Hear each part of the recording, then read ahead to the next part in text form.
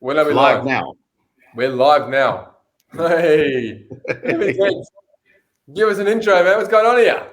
All right. Look, just hold on 1 second while I get this stuff all sorted out. We had to change. We had a technicality issue within the blue corner. It's only because we did a cameo thing and we've just had some problems logging in. So we've had to do it from the Lionheart page. So I'm going to get you guys to go and talk about what the outline for today's show is. And whilst I send out the links and get everything going in the backlight, sorry, it's a bit of chaos the last 10 minutes. Real-time media, man. This is what it is. This is what superstars like us have to deal with. You know, it's unfortunate, but lucky we're professionals and we can cope. So the agenda today is we're going to dissect or give our opinions on the recruitment process. We're going to give our opinions on obviously the huge announcement yesterday, which is Michael Voss being anointed as the new Carlton head coach. We'll give our opinions on the performance in the press conference, and I'm sure at least one of us is going to have some sort of verbal violent rant at some stage during this talk. We got my very handsome, who everyone thinks he's younger brother, but he's not. He's my older brother. In Rashad down there in the box below. Rashi, how are you, mate? Good, Abdul. How you going? What's going on, mate? Good to finally do another show.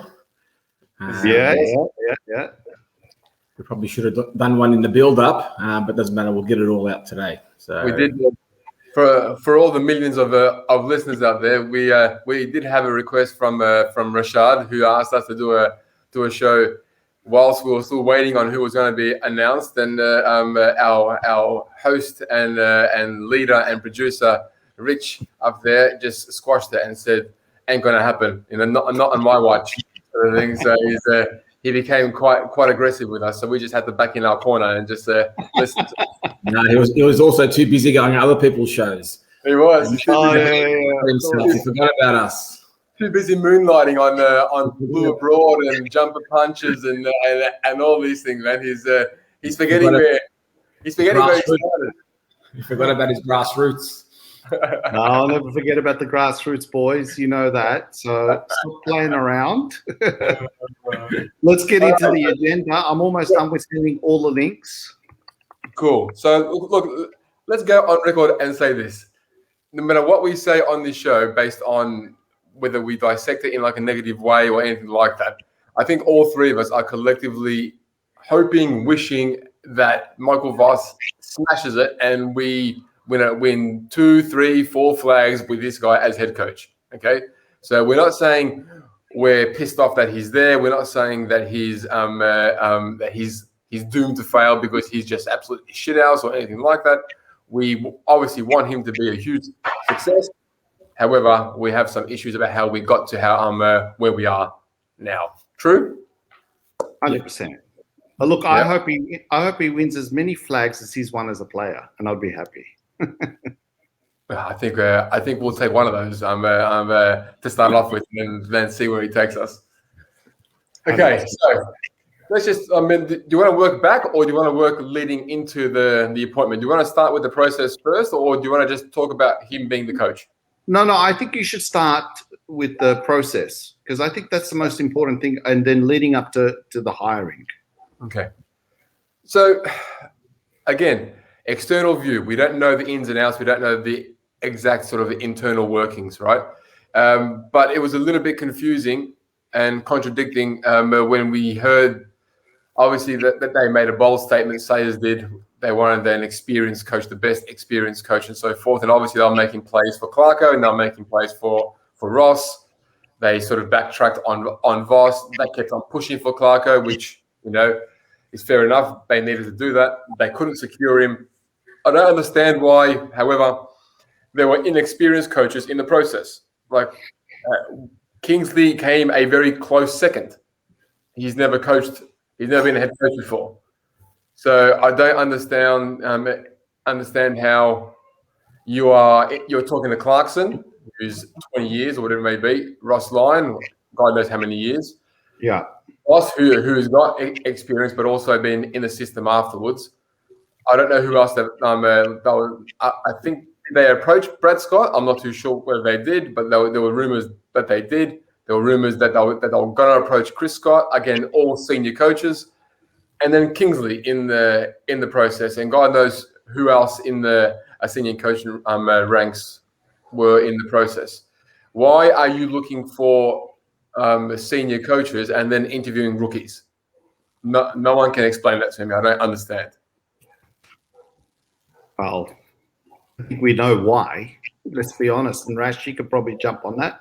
Oh, we've got a big hello from Dan Williams, by the way. Pommy, he said that was all a bit confusing. For those that didn't know, we were on a different page and we had some technicalities. We got you back onto the Lionheart page. So big hello to Dan Williams. And Rash, I do want you to say something, but before, big hello to the OG, John Allen.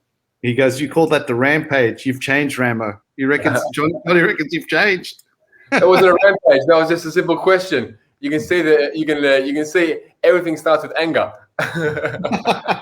Big hello to Gina and all the Carlton fans that are joining us. Sorry, guys, for all the confusion. We're going to blame Joe for that.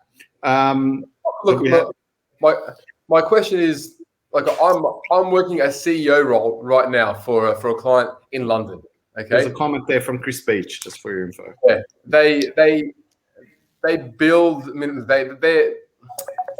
they've given me their criteria. There's like 10 or 12 sort of checklists that I need to sort of find when I'm looking for this CEO. You know, it has to come from a startup, has to come from a tech business, has to have gone through an exit and yada, yada, yada, whatever it may be, right? Now, I'm not going to go find them a multinational working a CEO who's from Standard Chartered or from Barclays Bank, because that person doesn't have the experience that they're looking for. I wouldn't even entertain those candidates.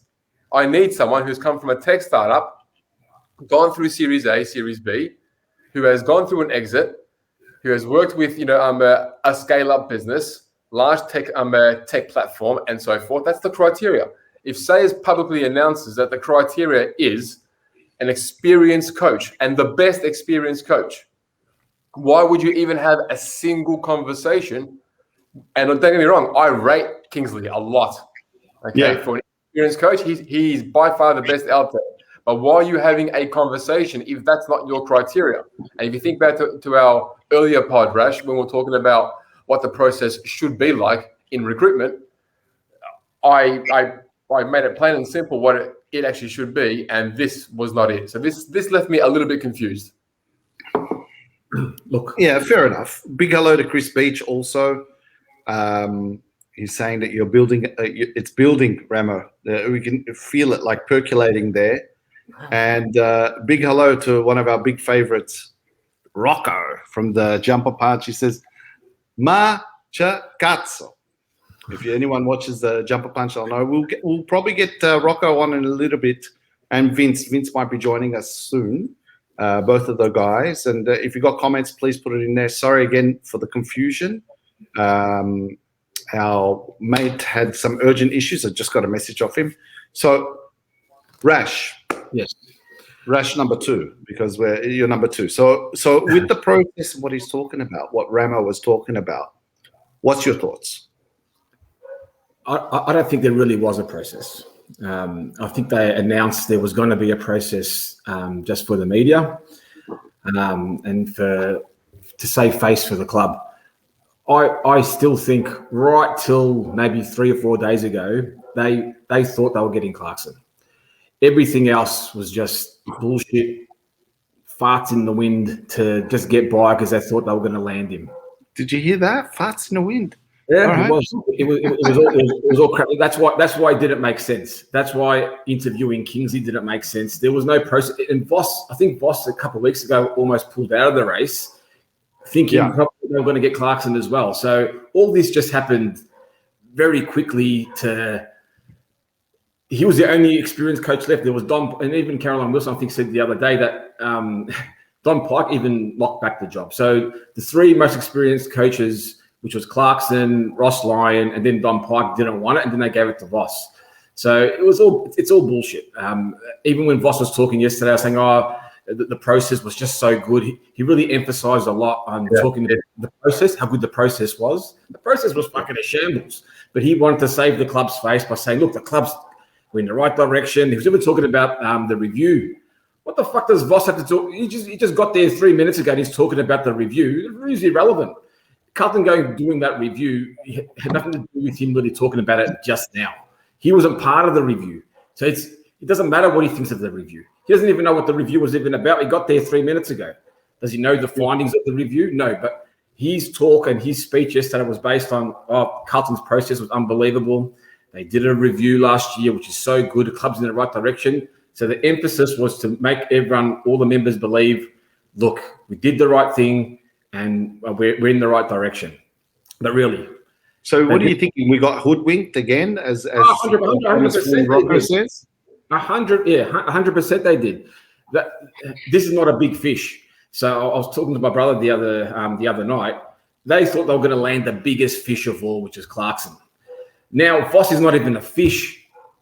He is not a fish. If he's a fish, he's a goldfish. He's the smallest of fish you could possibly get because anyone could have got Voss. A big fish is like Clarkson. And if you're not getting Clarkson, you're getting Ross Lyon. That would have been good enough for me to get Ross Lyon next because he's out of coaching. You're getting him out of retirement and he's a big name coach. He's the next best. They couldn't get either.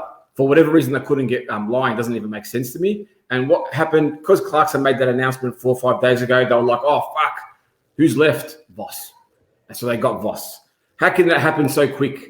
It was like he was the only one left. So there was no process. No, they can't convince me there was a process because they thought they were getting Clarkson until when he come on 360, I think it was Monday or Tuesday. They thought they were getting him.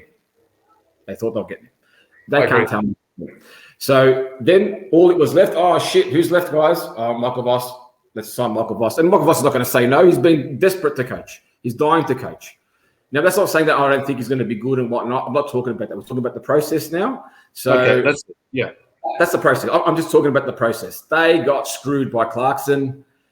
I don't know how they couldn't go back to Ross Lyon. I don't know what happened there, what the real reasons for him not coming was. I think because I thought they were so balls deep into Clarkson. I think that's why Ross Lyon pulled out and they made up all these excuses about the girl at the Fremantle and all the other bullshit. So for his pride, I think he just made that excuse and Carlton went with it. But it was all Clarkson. Everything was Clarkson. Brian Cook, Clarkson. Oh, look at us. I understand that. But Rash, here's the point. And maybe Ramo can chime in here also. Is that I would expect them to go, like they're gambling, put the house on it, right? For Clarkson. Yeah. Now, for whatever reason, Ross didn't work out. But who else is out there? You say maybe Chris Scott, Brad Scott. Brad Scott took a job with the AFL. That's right, yeah. So the process, if you want to say it, I mean, it might be unfair that we're saying that their process didn't, because what would you do if you were in that situation? That's why I want to hear from Rambo on what he thinks. And then we can move on to talking about Voss and then maybe SPS. Just because Clarkson was the one that you wanted, and he was the one that he wanted, because everyone would want Clarkson, okay? But behind the scenes, you need a plan B, plan C, plan D. Okay, Voss is neither A, B, C, or D. He would have been, because when you're landing the best experienced coach, what you're doing is you're going after the coaches that are currently coaching as well.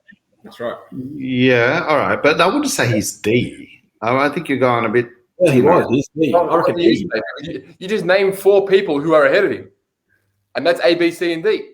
That's Clarkson, Ross, and the 2 Scots. Yeah, okay. If they were to secure any one of those 4, then and Voss is neither of those 4, then that's A, B, C, and D, mate. All right. So what you're saying is that have they stuffed this up like as a process? Is that what you're saying? Again, just reading between the lines, I found it strange. I liked the press conference yesterday, but I found it strange that he was really emphasizing how rigorous the process was and how difficult the process was and all that sort of stuff. I'm thinking, man, you've probably only had 2 conversations with these guys, man. Like, that's not a process. A process is what I do with my clients, and there's like 7, 8 interview stages, and they do 3 business plan presentations and all that sort of stuff. I don't think he's done this, mate.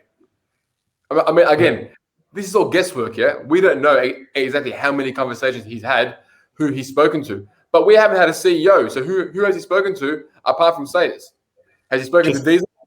Diesel can barely form 10 words together. So, like, what's he going to speak to Diesel about? Okay? There's no Kane Little. There's no point I was speaking to Brad Lloyd because he's a donkey. Okay? So what's he going to speak to Brad Lloyd about?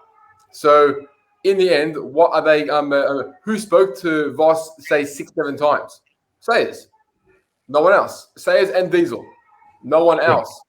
Just have a look at the comments. I'm just want you to be aware of some of the comments, and guys, put your comments out there.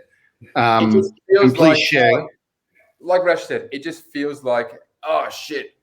Yeah, we were actually confident that we're going to get Clarkson. We actually thought that he would come round, and like he even said, he was potentially lured by the greatness of the history of our club, along with the Collingwood job and so forth. But he stuck to his guns and he wanted to have that sort of break. Okay, so once he made that public, I can guarantee you, I can just visualize the board just sitting there thinking, "Oh shit, okay, this is a reality now. We're not going to get him. We're not going to get Ross now because he's publicly withdrawn from the process because he didn't want to go through a process. We don't even have a process that he's withdrawn from, which makes it even worse because we don't even need him to go through a process. But now, if he gets the job, we're either going to look stupid because we've actually given up on our process to hire him, or he's going to look stupid on backing down on his statement on National 9 News or whatever on the Footy Classifieds by saying that I'm not willing to go through a process. Neither were willing to budge on their bold statements. So in the end, they had to rule out Ross Lyon, who is the next best thing after Clarkson. However, you move on from that, you get one of your Plan C targets taking a job with the AFL, and then the Plan D target, maybe Cook had a quiet conversation with Chris Scott before sort of appointing Voss, and Chris Scott's like, nah, you know what? Or maybe the club, after speaking to him, said, nah, we don't want him. Who knows? But then Voss was number 5, maybe. And again, I don't even think he was number 5. He could have even been number 6. Not saying he's a bad hire, but when you're hyping up a process for 2 or 3 weeks and every Carlton supporter is sitting on the edge of their seat waiting for an announcement, what the hell's going on? We're re-signing players every second day or every day. We're getting announcements that a player is now looking to leave and so forth. All while we don't have a coach, and you're not even running a process to get a coach. What's going on? Well, I don't know, mate. Big hello to Sam. Just put a comment there. He says, "Take me to the sandpit." There's a lot of people that want to be out of Melbourne at the moment, so just put it out there. Good points. Good points. Very, very good points. I think have they baked it rightly? I mean, let's talk about Voss, and there's some comments. Before we do, let's continue one more thing with the process. So just look at the comments also, boys. That's all. Yeah. During this time. So these players have also been signed while we don't have the coach. So like Newman got 2 years, Piranay got whatever he got 2 years, Curnow got a year. Curnow got a year before that. We all knew that he was getting something. I don't care. Who is signing these guys? No, but how do you know Voss wanted Curnow for 1 year? How do you know he wants Piranay for 2 years? How do you know he wants Newman for 2 years? So we're signing these guys. Look, shouldn't that decision be made with a coach? Yeah. How can who plays and how long we sign players for? How can that decision be made without a coach? How? I need to understand that, because that doesn't make any sense whatsoever when you're going through a whole process and there's no coach there. I hate Newman. And Newman got 2 years. So who signed him? Greg Williams. Okay. So does Greg Williams decide moving forward, even though while we've got Voss, does he have to get everything approved? Does Voss have to get everything approved now through Greg Williams on which players we keep? Is that the process? That must be the process, because it's been the process for 4 players now. Why wouldn't it be the process for everyone else? Well, because we've got a coach. They couldn't wait 2 weeks to sign these guys on. It wasn't like we had to rush. Couldn't Kerno wait 2 weeks to get signed on? Pitane, Newman, whoever the other guys were as well. Couldn't they just wait 1 or 2 more weeks before they signed them on? Don't you think that looks stupid? No, but it says here, there's a comment here from Joseph, and he says player contracts are determined by list management team, not necessarily the coach. But the coach has a say, mate. The coach should have to have a say if he wants him. Yeah, that's true, yeah. The coach will go to Austin, yeah? His name's Austin, right? So the coach will go to Austin and say, hey, let's not renew this guy because I have no plans to play him. Yeah, I guess so. That's a pretty good point. Again, the question is, why are we rushing to re-sign? They're not going anywhere. It's not like 10 clubs are knocking on Newman's door and offering him a 4-year contract for $700,000 a year. And oh shit, let's put a stop to this. So let's re-sign him for 2 years. That's right. You could have waited. You could wait, and then when Rossi comes in, hey, do you want to have a chat to all the playing group over the next 2 or 3 days, and then you come and tell us, yeah, you know what, I'm happy with Newman. Give him the 2 years that you had in mind. Yeah. Pitane. Now listen, I'm not a big fan of Pitane. I actually think he's a very bad ruckman. Okay, I know we are very low on ruck stocks, and that's probably the reason why. But maybe you can find better ruckmen out there. I'm not sure. Why are you giving him a 2-year contract? Like he's not good enough. It doesn't matter whether they're good enough. We're not even talking about whether they're good enough now. Don't worry about if they're good enough. The decision should not have been made by whoever was there without the coach. That's all we're saying. Let's not even get into the nitty-gritties of whether we think they're shit players or not worthy. The decision should not be made without the approval of the coach or of a coach. That's all. That's ridiculous. So that's all I'm saying. Don't worry about like who we think is good and that, and we've done that before. But that was a bad part of the process. When I'm watching it on my Carlton app, things signed for 2 years. I'm thinking, who the hell's signing these guys? Like, just doesn't make any sense. The club is still a rabble. Doesn't matter they got Cook and now they've got Voss. They're still a rabble, and there's still a lot of work that needs to be done there. I don't know if it's rabble. Let's talk about Cook. Can we talk about Cook for a second? Go for it. There's a couple of comments here. Just it's not the first club to sign players without a coach. It's true. Go ahead. Thank you for that, Sam. Guys, put your comments out there. Please like and share because we had some confusion today in the morning. So those that are out there, we've done a cameo emergency type podcast. Go ahead. Let's talk about let's look at the press conference. Let's talk about the things that I found strange. I found Cook's performance strange. Yeah, me too. I found him disconnected and somewhat disinterested. I found a very strong bond between Sayers and Voss. Yeah. Sayers' body language when Voss was talking was, I think, immense. You know, like he wasn't even looking at the cameras. He was just looking at Voss, just like almost like in awe, like he was in love with him. Like, I love what you're saying, sort of thing. So that was really good connection there with both of them. And Cook just felt like the guy that was just brought in a rush, and he didn't want to be there just yet. You know, and it was just like he wasn't ready, he wasn't prepared. But we'll announce Cook, our CEO, as well in this press conference. And the fact that he made a comment that he's still uncomfortable wearing a Carlton tie and a Carlton pin was fucking awkward. Yeah. Hey guys, just be aware of the comments, and if you can answer them whilst we're going on. But not mid sentence, man. I can address the comments when I'm making a point, and you're giving me an interruption with a look at someone's comment. Relax, man. No, I know we're getting heaps of comments. I'll answer that quickly. It should have been Ross Lyon. Ross Lyon should have been the coach based on what they thought their process was, which didn't exist. So it should have been Ross Lyon. He was the next best coach after Clarkson, and he come out and wanted to coach. They should have nailed him, and they couldn't even nail him. That's shit. Yeah. I'm not saying Voss is not going to be good. I'm content with Voss. I've got that, don't know what's going to happen, sort of contentment. Oh yeah, inshallah he's going to be good, whatever. But they should have got Ross Lyon.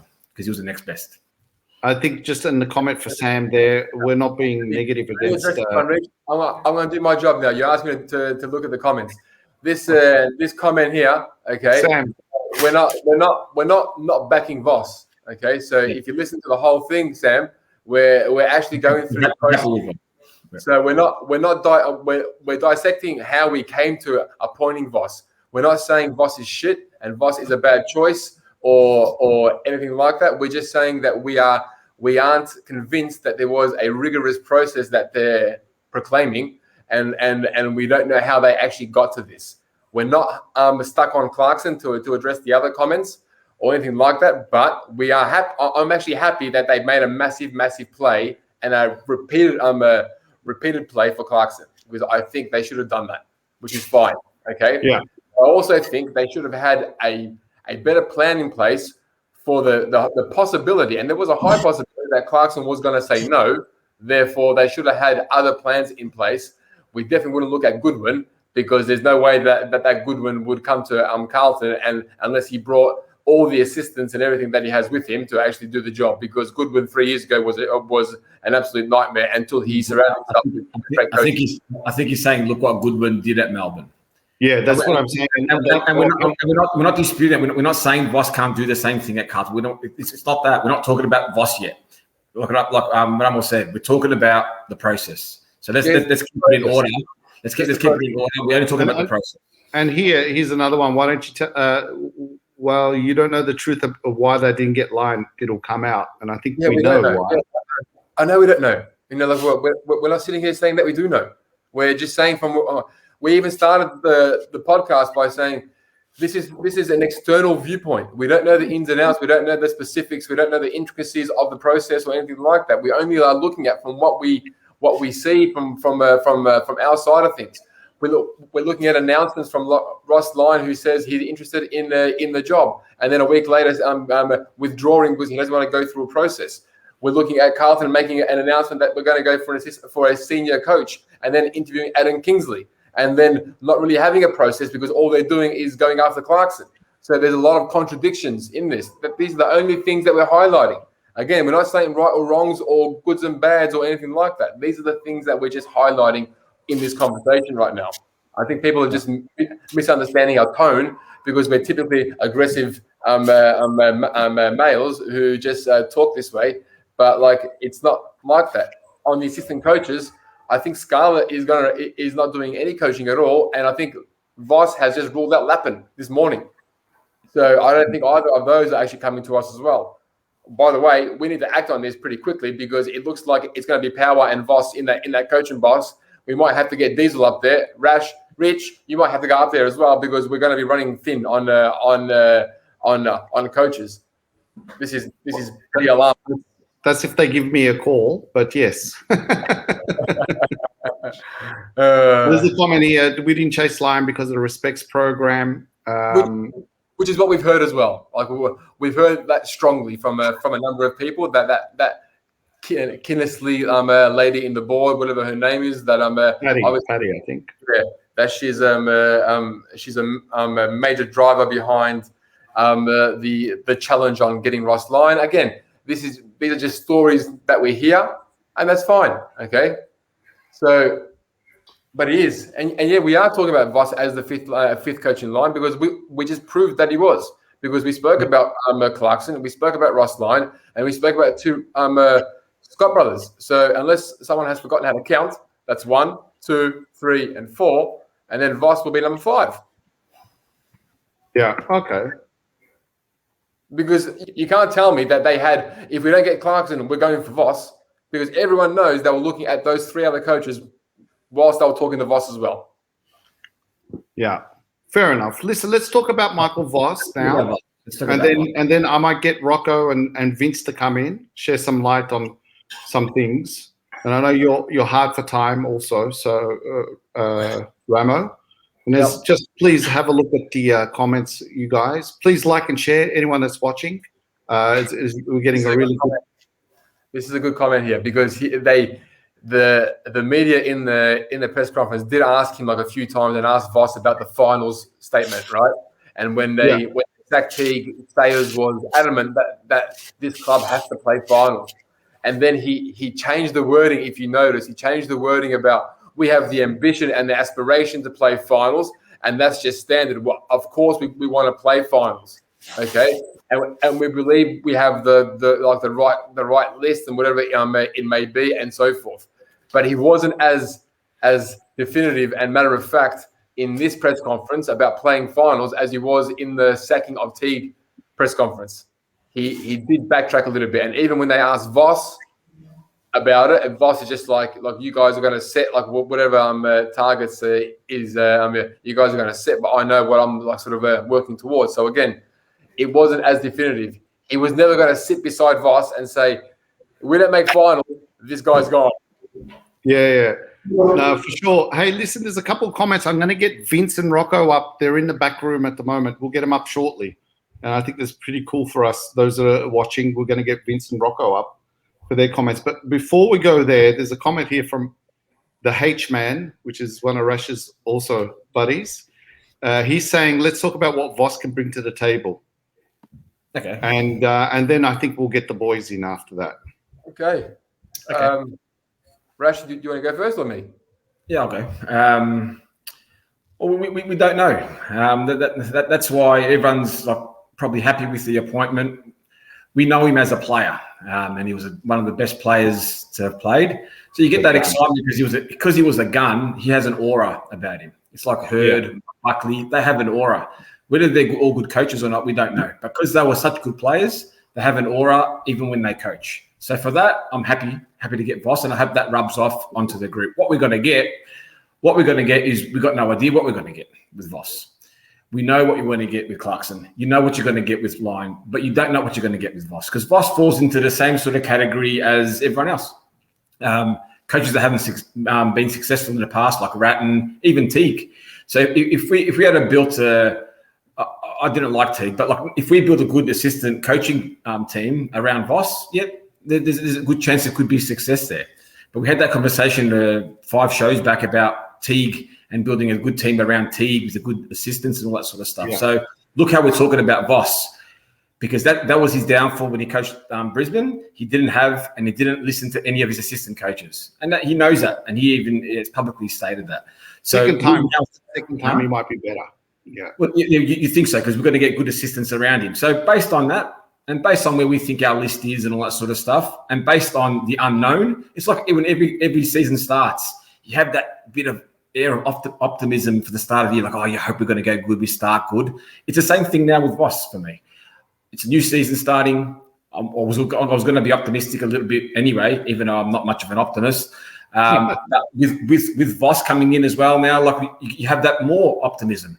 But what he's going to do and what he's going to bring, who knows? You just know more when you get the other two, like Lyon, or if we had got Lyon or Clarkson, I would have come into next season knowing or expecting what was going to happen next year. I don't know what they're coming from Voss, but I'm happy for that they appointed him. He was a Carlton supporter growing up and champion player, so he might have that. And Ollie Wine spoke about him at Brownlow night. Maybe he might rub off on the players and might get Cripps back into good form. But he should start by getting rid of Doherty as a captain, and I reckon also Cripps, and give it to either Wiedering or Welsh, and get them and start it all fresh. That's what I would do. But I'm happy to have Voss, in other words. Okay, Ramo, your words before we get Rocco and Vince on. I hope he's going to bring a level of competitiveness that hasn't been at our club for a very long time, because he was a beast, right? Yeah, he was a beast. I think as a player, as a competitor, that's what he's always been. He's always been an amazing communicator. Even when he was in the media before his first gig, he spoke extremely well. I wasn't too hot on the decision when it was announced. I watched the press conference and I bought in him. I bought in at least another 10, 20% just on how good he was in that press conference. He spoke really well, right? So he's a good talker. Based on game style or whatever, I'm not too sure. But if he has been able to develop the human element of coaching, because I think he has a high football IQ. Yeah, he does. he did lack in his early days, from all reports, the player relationship, right? And that's because of his competitive sort of nature. If he has developed over the last 8 years that rapport building skill and that buy-in from the players, and that he can also buy into the players, if he has got that with his football IQ and his competitive nature, that is an all-round package. Okay, Yeah. So, and he can instill that into some of the kids that aren't necessarily got that fight in them to go 120 minutes just to go, like to win for the football club. That collective desire to win, because he's been there as a player. He's he's been starved from for success as a coach and a assistant coach. He's come to a group now that it's not a rebuild either. Like it's almost like a redirection. There's hope that he can have an impact. Again, unfortunately, a lot of it is dependent on who he's surrounded by, and if he's got people around him, which is a bit nerve-wracking for me, because it's not like he's going to come in and make the huge impact himself, that he's relying on other people potentially. But he spoke really well. He got my buy-in more than before. So I'm optimistic. All right, cool. Listen, I'm going to bring in the boys now because I'm just looking at the time. We've got about another 10 minutes before we wrap up. So let's bring in Rocco and Vince on, and let's see what they've got to say. Vince and Rocco, welcome to the show with the boys from the sandpit. They're together. Look at this. We got a. Rocco's busy making me a coffee. That's beautiful. We've got a coffee epidemic here in Melbourne. No one knows how to make one, so Rocco's decided to make it himself. Oh, very good. And I guess you guys are filming the jumper punch for those that don't know. Jump on there. Our Talking Blue segment on the jumper punch coming up. Our final one for the year, which will be aired on Tuesday night at 8:00. Hey, Vince, you've been hearing what we've been saying. Just I'd love to see your point of view. And Rocco, get your head in there when you're free. What do you got to say on what the boys are saying? Well, look, I've got to say I really echo most of what I've heard already. I think they've nailed it. We all hope that Michael Voss works out. We all wish him the best, and we all hope that he coaches us to, a triple premiership similar to the one he played in back in 2001, 2 and 3. But exactly. I guess the jury's still going to be out to some extent on Michael Voss until at least halfway through next season. Yeah.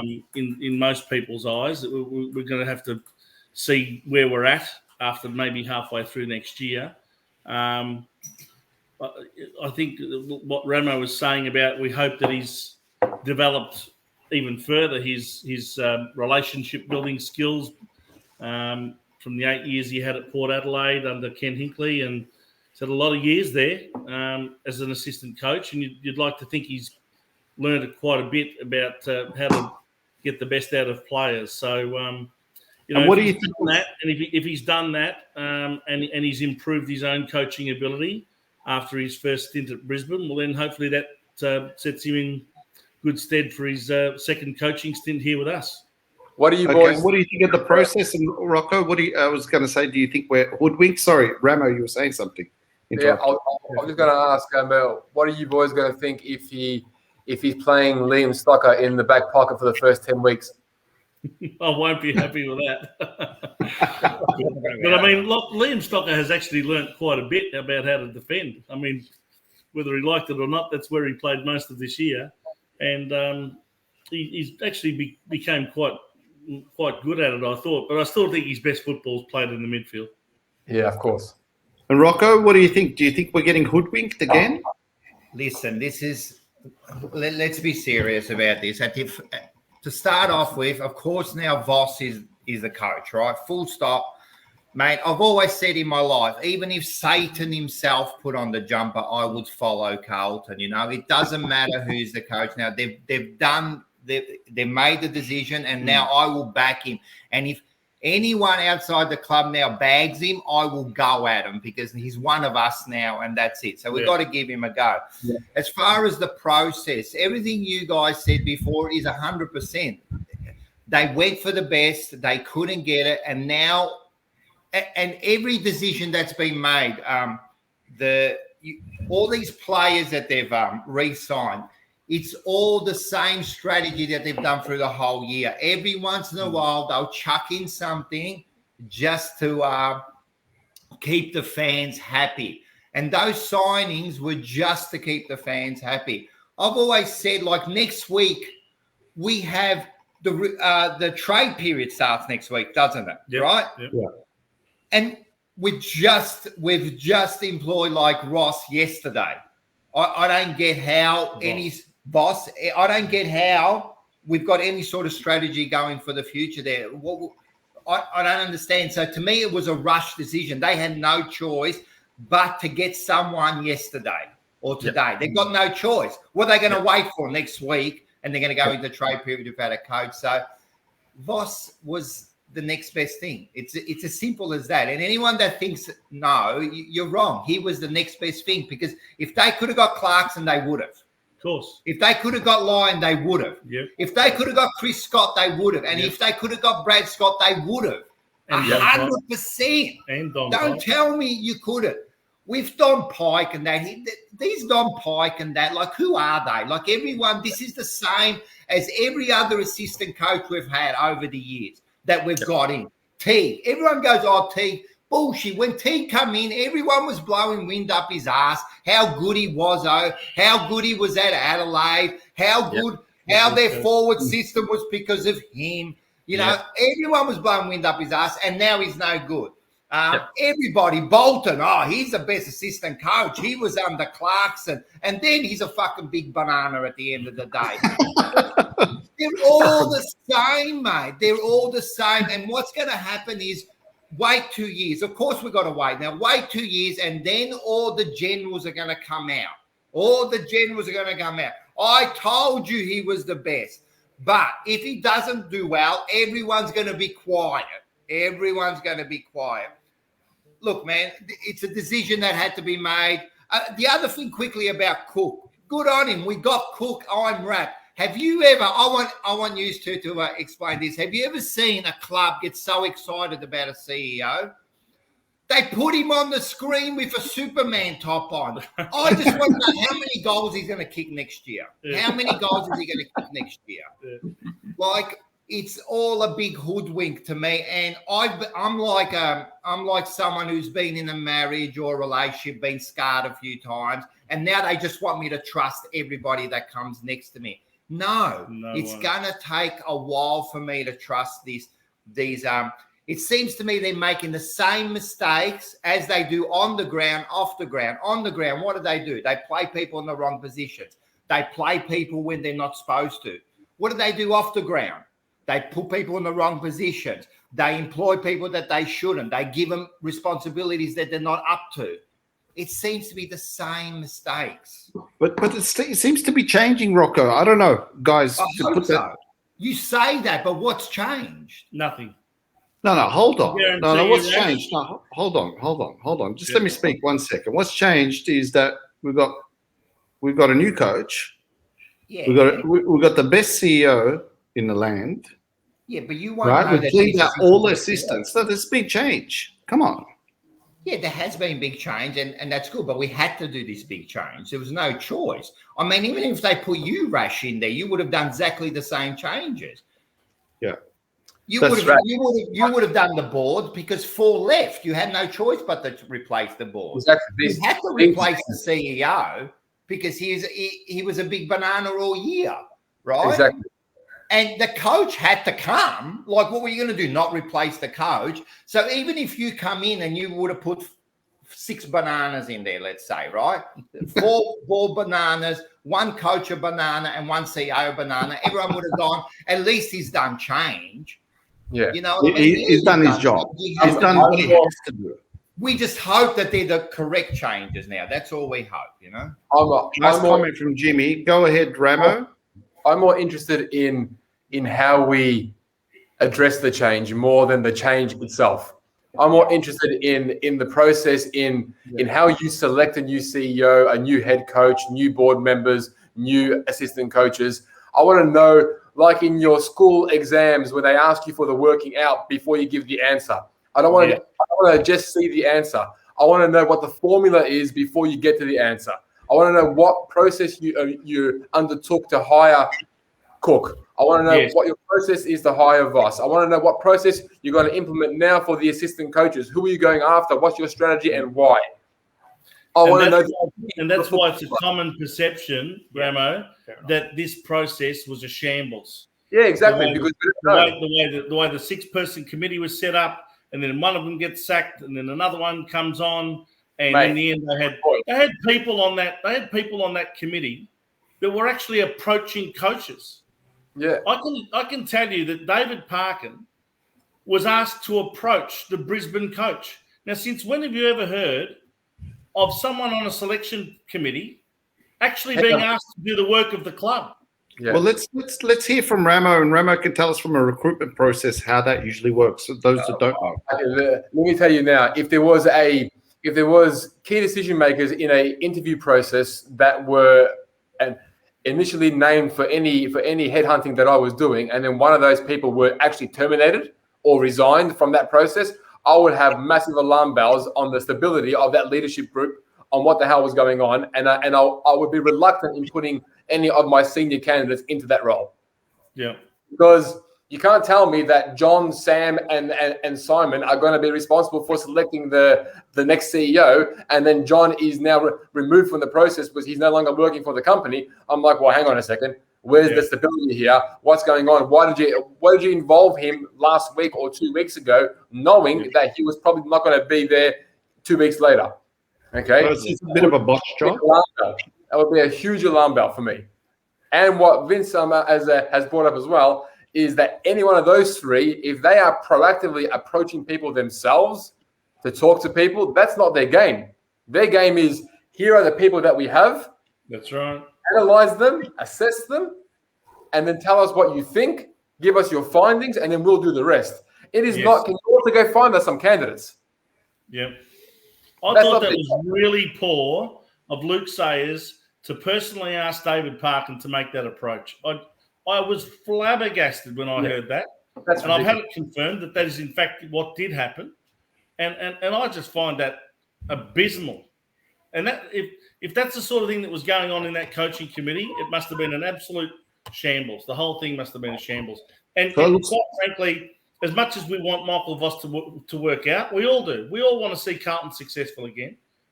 Let's face it, he was the Stephen Bradbury of the entire pack of experienced coaches.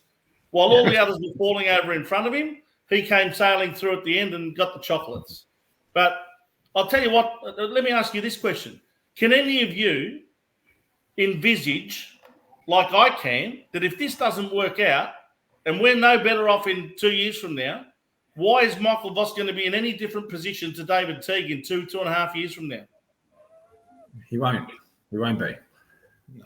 Well, we had better hope that his coaching ability has improved and that he brings a team of assistants with him that really reinforce his message and that he can actually earn the respect of the players. Because if you don't get those players to respect you and to follow your vision and to really buy in to what you want them to do and how the whole team's going to perform, I just can't see it working. So I hope he's worked out how to make that happen through his years at Port Adelaide.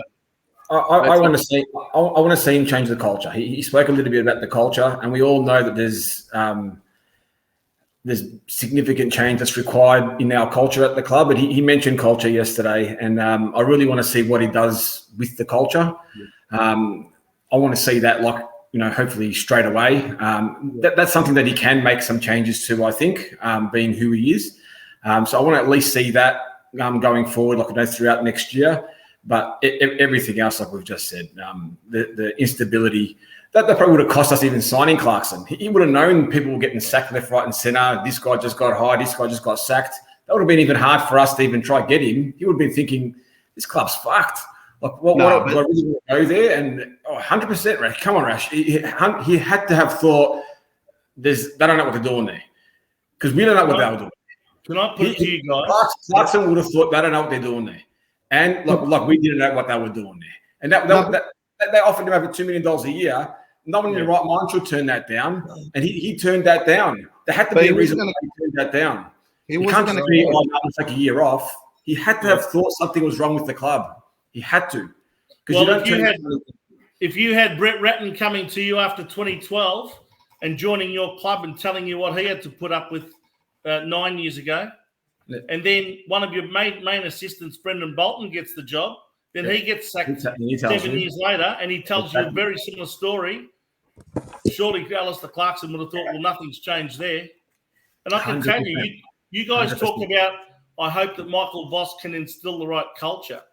You've got to understand one thing. He can only affect the culture at his level and below. Yep. Brian Cook can only affect the culture at his level and below. But the culture's got to start at the top. In that sense, nothing has changed at the Carlton Football Club. The same benefactors control the place and the same people are pulling the strings. You might have had a change of president and you might have had half the board come and go, which has been replaced by very similar people to who used to be there before. In fact, it's even more of a web of networking of Luke Sayers is doing in terms of who else has come on. So nothing's changed in that sense. And that's what concerns me, is that at the very top, nothing has really changed. Yeah. Can I just say, as a nice segue, we haven't mentioned it at all. Rest in peace, John Elliott. And you know, it's sad news. And I mean, Vince, you knew him personally. Yes, I did. And it was only just on 8 weeks ago when I first went public with my concerns about the club's board wanting to hijack the club with some constitutional changes, that I went on to an interview with Tom Elliott on 3AW. And coincidentally, about 15 minutes before I went on air, I got a call from John Elliott wishing me all the very best, pledging his full support, and also agreeing that the club's board had become completely drunk on power and that were not holding themselves accountable for the failures of the last 10, 15 years. And the very last conversation I ever had with the man was on that basis. And I can't tell you how good it made me feel at the time that he rang me, but even now that he's passed away, that now becomes the very last conversation I've ever had with John Elliott. And that's going to always be a special thing for me. So, look, you can't deny it, whether you like him or love him or hate him or, you know, had issues with him.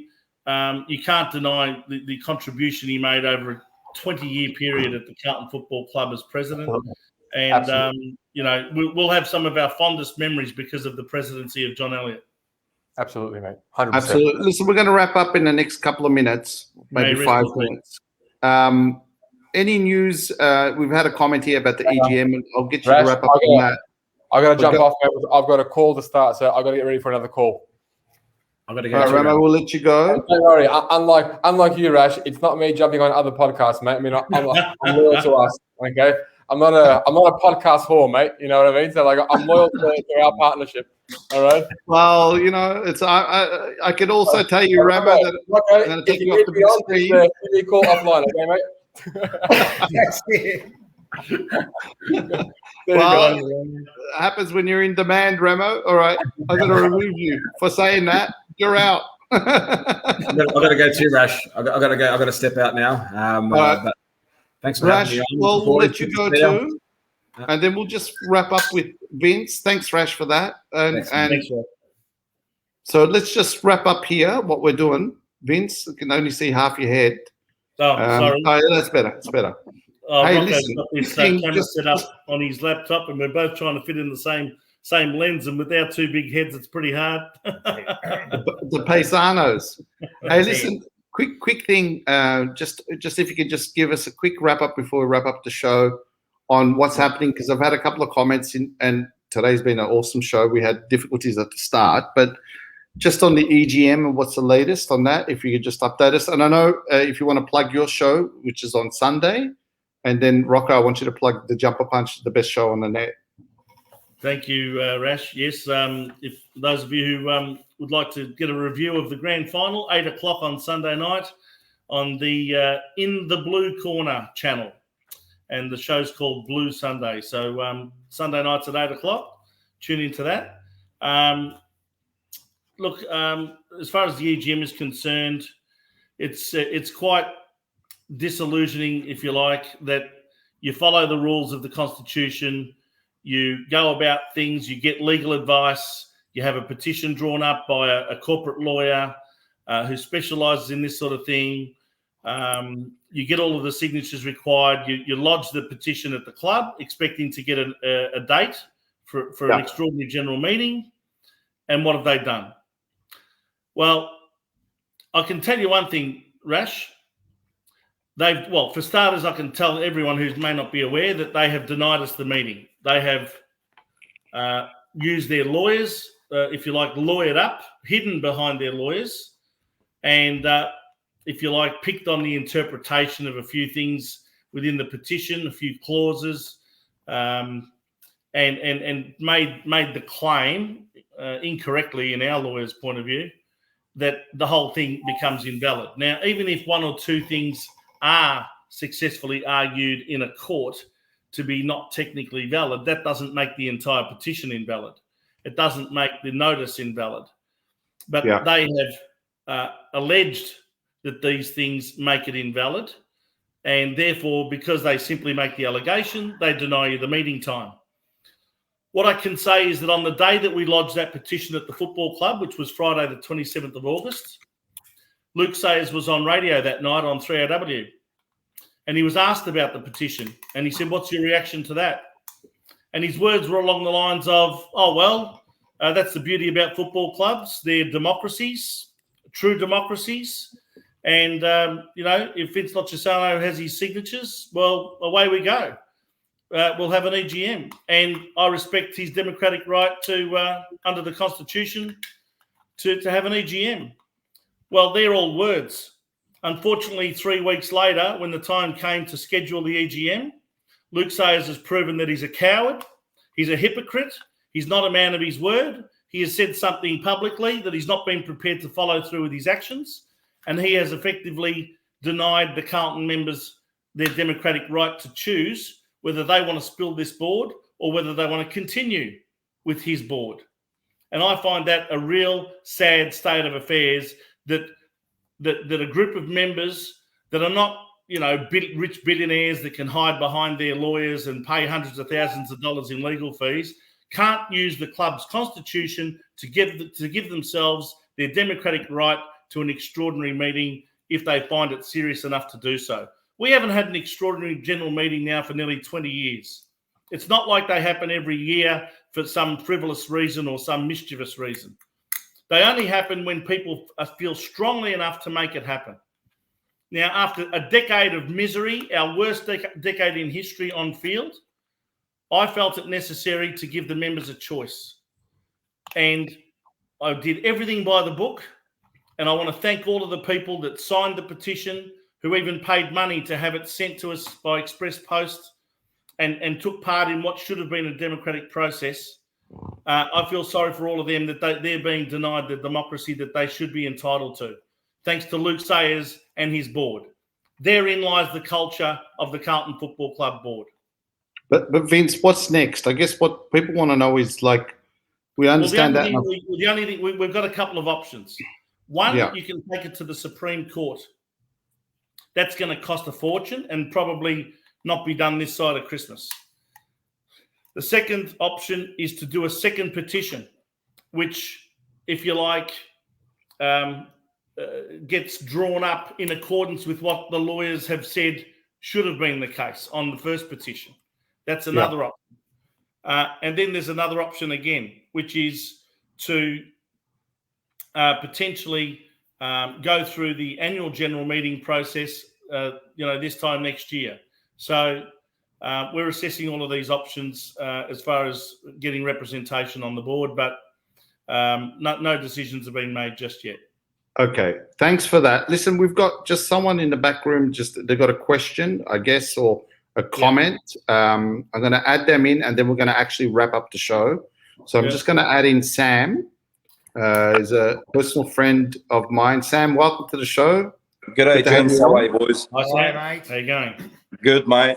Yeah, well, look, listening to your show and listening to the obviously Rash and Ramo and the boys and listen to you guys, I pretty much agree along the lines of pretty much what you guys are saying. But probably sometimes you look at things in perspective of obviously, in all due respect, I'm a Hawthorn supporter. But, you know, as a young kid, Rash knows I used to barrow for Carlton until me older brother grabbed me by the ears and gave me a whack across the ears. But I still have the love for Carlton, and you know, my blood is probably blue. And that's being honest. As much as I love Hawthorn, I love Carlton. I love Carlton probably as much as well. So I still love the Blues, and I follow everything, and I watch every game, and really get into their games a lot as well. And with you guys, just on the coaching gig, I can understand where you guys, obviously, you know, you're pretty much all over trying to get Clarko. And, you know, if we can't get Clarko, is Ross Lyon the right person to get in? If not there, then they went along the border lines of trying to get one of the Scott brothers, one of the other. And Voss fell in the category where, you know what, we'll put Voss in the background, where if we can't land one of these senior coaches that we really prefer to get, we'll take on Voss. What do you think what Voss can bring to the club, I reckon, to be honest with you, in all due respect to Voss, when he was at Brisbane, he took over Brisbane, obviously, you know, coaching, being fresh, going into the coaching gig. Looking at their list, I remember Voss never had a very healthy list, never had a good list. He did have a crack at it. 5 years there, didn't do much. Finals the first year, and then he pretty much dropped off the next few years, 12, 13, whatever. Then he went to Port Adelaide. He's done 8 years of hard yakka at Port Adelaide. I reckon he's going to be a better coach second off, and I reckon he's going to do a very, very good job at Carlton. You look at a Hawthorn movement, you know, as a Hawthorn supporter, we got Clarko in, and mate, I remember back then I was screaming, what the fuck are we getting Clarko? Who's Clarko? Where did he come from? Why are we putting him in front of, you know, Gary Ayres? Back then, we all wanted Gary Ayres or even Terry Wallace, you know, and we all thought Clark is not going to do the job. Well, you know what? 17 years down the track, 4 premierships, 5 grand finals. No one would have thought Clark would have done that. Yep. I just believe as a Hawthorn supporter, but a Carlton lover, and I love Carlton, for you guys, just a bit of optimism. Just to be that, I don't know, my point of view, I believe he will do a good job. And I can understand where you're saying it all starts from the top coming down, and your issues are probably above what Voss can do or what Cook can do. I can understand that. But it's got to start somewhere. And I believe at least the board has made that move where they have mixed it around and changed it around. You got to start somewhere. You can't just, you know, think that, Voss is going to come in and he's going to change the world. I agree with you, Vince. He's not going to change the world. But at least you have to start somewhere. You have to give these guys a crack. And you know what? In all due respect, if I was you guys, mate, I'll back him. You got to back him in. Back the process. We will. And that's what I'm saying. Like, I agree with you. I agree with you 100%. The way you explained stuff there was absolutely 100% correct, man. Like you just don't know what Voss is going to bring. And now that it's done, trust me, man, I'm behind him 100%, man. I've always said that Voss, alongside Luke Hodge, is the best captain I've seen. Yeah, correct. He was totally tough. Agree. He was, and now I hope that he brings that to the cup, and I'm sure he will. He will. He's not going to go in there and change the way he is. Especially being gone the first time. He's going to be tough with the boys, you know, and he's going to sit there. And he said it in the press conference that he's going to be tough. Things are going to be uncomfortable, and I like that. And now, look, a new era's come, and now, as I said, man, I'll back anyone. Boys, we're going to wrap up. I think Voss, at the end of the day, we couldn't get Clarko on that. I've forgotten about that now. Now we got Voss, and I'm ready to rock and roll. Trust me, I'm ready to go. Just be positive, boys. Trust me. I reckon you're in good position. We're backing him, no doubt. Hey, I pick us to be top 4 next year. Go Blues! Well, I said you'll make the top 8. That's a guarantee. You'll make the top 8. Hey, what do you think of the list? Do you like the list, Sam? And look, we've got someone here on the stream. I don't know who the hell this is. I might add them, and then we're going to wrap up in 2 minutes. Well, look, Rash, with the list, I heard Rich and Ramo saying before, about signing Pitternet for 2 years or Newman for that 2 years or Curnow for that year, and why did they or who made that decision? Look, Pitternet come from Hawthorn. I believe Pitternet is a crash and bash ruckman. He reminded me of a young Mumford when he first started. Pitternet isn't as bad as what you guys think. He's a very good tap ruckman. He's a bullocking ruckman. He gives you second, third efforts. I don't know why you're caning him, bagging him. Okay, he doesn't have the look of a ruckman or that high-flying guy. Sam, I've watched him for the last 2 years, man. Yeah. The bloke gets his hand to the ball. He can't hit a target. Trust me. Yeah, but brother, but hold on. Might be bashed, but he cannot. He's not a good tap ruckman. Trust me. Nah, he's not bad. He's not as bad as what you think. Look, I don't know. You got different opinions. All right, you want him? We'll swap him. You want him? No, well, we had him, and you know what? We were upset we lost him. So yeah, look, he's all right as a third ruckman or something, but yeah. Well, look, not. In saying what I was trying to say is I'm not saying he's the greatest ruckman or he's the best player at your club. I can understand that. But when Ramo and that were talking, saying who's the guy that's making the decision to sign these guys on for that 2 years? That's right. Carlton, yeah, but you got to understand, Carlton isn't the first club that this has happened to. When you lose a coach, a lot of clubs, it's happened to a lot of clubs. When they lose a coach, there are players that get signed and there are people in the board that make these decisions. And these things could have been, whether Teague was there, he was probably making those decisions where he was getting a year or 2 years there.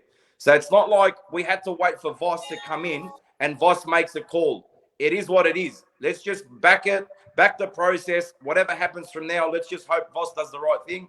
And let's see the Blues up there, man. And I hope not top four. I hope he's win the flag, man. That's all from the bottom of my heart. That's it. I like it. Don't get us wrong, Sam. We are 100% now that the decision's been made on Voss. I think we should all. That's it. We should all back him in. Back him in, mate. Should get behind him. 100%. We should all hope that he succeeds. That's it. But you know what it is? It's like crossing your fingers and saying cautious optimism. Well, we're all doing it. We're all doing it. Don't worry. It's cautious optimism, right? I think. I know where you're coming from. Most clubs are like that. Yeah. Most clubs are. Clubs are built on hope, you know. Yeah. So we're just hoping now. I think most clubs are like that, you know. Even Melbourne and the Doggies, they're hoping that they're going to win this week, you know. Oh, that's it. So, no, well, fingers crossed. Fingers crossed, boys. All the best. Yeah. I hope it goes that way. Sam, just a final thing. I mean, your thoughts about next year and the players. Like, I know you rate the team, but do you reckon that they can compete like top four? And who's the standout? Well, I'm not going to be too optimistic in saying top four. I believe this is obviously an opinion. I believe that the list is good enough to play in the 8, to make the 8 next year. That's with no doubt. And I believe even if I was coaching, I believe I can get that team playing finals next year. I don't understand why or what went wrong. I do understand a lot of mistakes where Teague, and I can sit here and ramble for an hour with you guys, and I'll give you the insights of what I believe Teague did right and did wrong. And I can almost say I reckon there's probably 80% more wrong than right what he done. A lot of players playing out of position, a lot of players that weren't getting game time. That SBS, I know a lot of you guys don't like him and don't rate him, but you recruited him as a midfielder. I don't understand why he got drained. You start a player, when you bring in a young kid and his body's not right, I can understand you don't put him in the deep end and play in midfield because you scar him. So what you do, you play him down halfback, you teach him the ropes, you teach him how to defend before to attack. I can understand that. But 2-3 years in and he's still buried in the back pocket or half-back flank and he hasn't got a run in the midfield or as a crumbing forward, that's where I believe it's wrong. And if he did play him on ball, he'll play him for a week and then out. You're either dropped or you're in the back line again. You've got to give these kids time. You've got to give these kids time to actually bond with the other midfielders that are in the midfield. You can't just put them in there for a week and drop them or put them in a week and then, no, you're not good enough. You're going down back. And that's what happens. And you burn these players out. And these players, once they drop their heads, they lose their confidence. They think, mate, if I make one mistake, I'm out. So their confidence are scarred. And that's what I believe Teague done to a few of the players. Do you rate him? I reckon he's good enough to play midfield. You're lacking that big, strong midfielder. Kennedy's not the fix. Kennedy reminds me of Mitch Hahn from the Bulldogs. See ball, get ball. No skills, just a big body for nothing. So I reckon it's a waste. And you look at your midfielders, you look at, when they have Kennedy in there, Cripps in there, and let's say Ed Curnow. Three three big bodies, but three big bodies that are slow. One can get the ball, but who's gonna break the line away from there? And that's the problem. I just believe it was coaching strategies that were just wrong during the year, and I believe that I reckon with Voss coming in, I hope and I believe things are going to change and they'll go the right way. Sam, can I ask you a question, Sam? Yeah, last question, Vince. Last question. Last question from me to Sam. Yep. Can you please name for me, outside of Sam Walsh, Jacob Wiedering, Harry Mackay, and Charlie Curnow, and Patrick Cripps, these five? Yeah. Outside of those five, how many other Carlton players would be in the team of either Melbourne or the Western Bulldogs this weekend? There you go, Sam. That's a ripper question. If you think the list is that good, I want you to tell me who you think would get a game this weekend in a grand final for either Melbourne or the Western Bulldogs outside of Walsh, Wiedering, Mackay, Cripps, and Charlie Curnow. Okay. Now, do you want to go by ability-wise or what they've done this year? You're the chairman of selectors, Sam. Chairman of selectors. You've got the Melbourne list to go with, or you can choose anyone from the Carlton list outside of those five players that I just asked you. Adam Sard will get a gig. Adam Sard. 100% at the Doggies or at Melbourne. They need that dashing defender. Adam Sard will get a gig. Okay. Zach Williams will get a gig. I'm talking about, see, this is what you're going to understand, though. I'm talking about ability-wise. I'm not talking about how they proved what they did this year. If you want to go by this year, I'll agree with you. Other than that five you've named, no one. Hey, guys, I'll tell you. This is as simple as this, man. When you look at our list, we don't bat deep enough, right? Our midfield is pathetic, right? Outside of Walsh and Cribbs, the rest are C graders, if lucky. When I look at Melbourne and the Doggies, they go 8 and 10 deep, and we haven't got that. Now, can we, as Voss and a coaching department, bring up the likes of Dow, O'Brien, and I think SBS is gone, you know. He's gone. Fogarty, I don't know. And this is the problem. I start to get to 2 or 3 and I start to lose it. So we definitely need to build. Where are you going? You going to work? Oh, good. All right, bye, babe. I'll speak to you soon. Outside of that, we are very, very thin. You know what I mean? So can Voss and that bring those couple of players up so we can get at least the 5 and 6 deep, you know? At the moment, we can't. Another thing is our defence. Everyone says what a great defence. Most of our players don't defend. No, they don't. Very lazy. If you look outside of Wiedering, the rest are not defenders. They're more of that, running off the back line. Yeah, but I'll make a point. I'll make one point on that defense. I'll make one point just to back up what you're saying. I totally agree your defense there, but you got to understand there's another issue that you've got in that team, and that is your midfield. Your midfield run one way. They don't like going the other way. Very rarely you see your midfielders defending, other than Ed Curnow. They're the younger one. We definitely got problems there in the midfield. We definitely but you got to understand, this is the problem. You see midfielders from the top teams, they like to defend and drop back and help out their defense. Yeah. Other than your defense being lazy, your midfielders are lazier as well. They're big and they're tired. Lazy.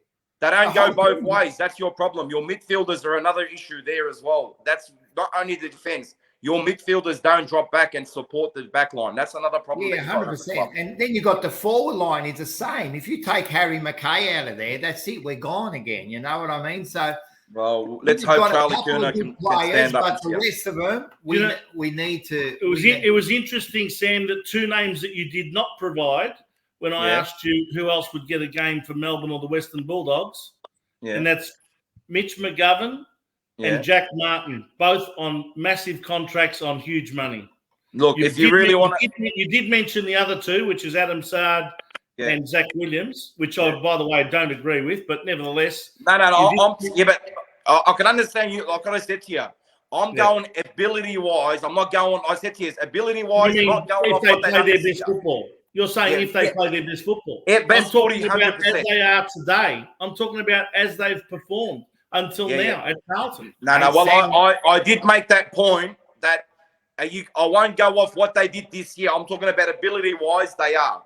Not what they did this year. What they did this year was horrible. Sam, at my best, Yeah. I could be Carlton's best ever player. Did you know that? Well, But you got to understand. Once I never we recruited will be. Saad, I know that. You asked me 2 players who would make that team, and I said to you at their best. Prior to me making that statement, they're the 2 players that I will take. Well, potential is a very sort of At the end of the day, that's you know what what we're our hoping. coaching department with Voss has got to do now? Yeah. We've got a list, right? Now what they've got to do is get these players, right, like the Dows and all that, and we've got to get the best out of them. That's it. That happens at every club. Exactly That's right. what they've got to do now. This is the main thing. Voss has got to bring that hardness. He's got to bring that structure. I believe he will. I'm optimistic that he will. I reckon he will. Boys. If he can do that, we could possibly you'll play finals. make the You'll play eighth finals spot. next year. 8th spot, maybe. I'll remind you, and you can remind me. I was on your show and I told you, Carlton will be playing finals in 2022. Done. All right, no worries. Boys, I got a boys. big comment here from Dan Williams, and I was just about to wrap up, so I want to read this, and then we're going to wrap up. 17th in the midfield tackles. We know that Pommy's the man for the stats.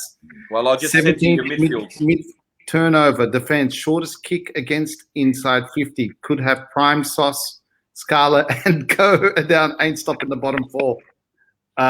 Can use pretty catchphrases, but the facts are our stats mirror Melbourne 2019 and 20. They shifted huge from there. Correct structure. It depends on how you look at the problem, with intrinsic viewpoint or with the one on pure emotion. The old saying is no one has. I don't know what he's saying after that. He's written an essay. No Anyway, one has yes. Mongrel, probably. You're 77 minutes. You're 77 minutes into your 45-minute All program. right, I've got to go, boys. I've got some work to do with TikTok after this. So, absolute pleasure. Thanks for jumping on, Vince. Nice Rocco. catching up, boys. Nice having a chat. All the best. Go Thanks, Blues. Sam. Always a Don't pleasure. forget the Jumper Punch Tuesday nights at 8 o'clock. Yeah, big show. Best show on the net. I Thanks, will follow. Sam. Appreciate it. No worries, guys. Take care. Cheers. Very guys. good. Go Vince. Demons for tomorrow. Melbourne That's by it. 8 points. Max Dawn for the Norm Smith medal. Melbourne by 27 points. Very good. I hope there's an earthquake and there's no game tomorrow. And No one more. wins We've had the enough. grand No more. See you, boys. Thanks, Sam. final. Hey, Vince, Rocco, thanks, guys. Look, we had a bit of confusion at the start of this evening. Joe's apologized to me, so it's all forgiven. He was extremely busy, but thanks for jumping on. Thank you, Ramo and Rashad, also for jumping on. Go the Blues. We hope Voss does really, really well, and it's the start of new things. And until next time on Sunday, your show, which we'll see in the blue corner, and then on Tuesday, I think Rocco, just tell us what you've got lined up for Tuesday for the jumper punch. We got a big special guest. We've got the normal segments, banana and market cuts, and we're looking at the big number 25 this week. So, mate, it's a big show, and it's the final show. It's the final show for the year, and then we might chuck in a few special ones, but the final show for the year before we prepare and get ready for the big season ahead next year. Excellent. Love it. And just here, Rocco's rant is also involved. Oh, the rant. I don't know what I'm going to do yet. What about our segment, Rocco? Oh, yeah. There's also Talking Blue. We'll be talking about an old grand final. So look out for that. Very good. Thanks again, guys. Till next time. This was an improv one. We'll see you on the other side. Go the Blues. Thank you. Go Blues. Ciao. Bye.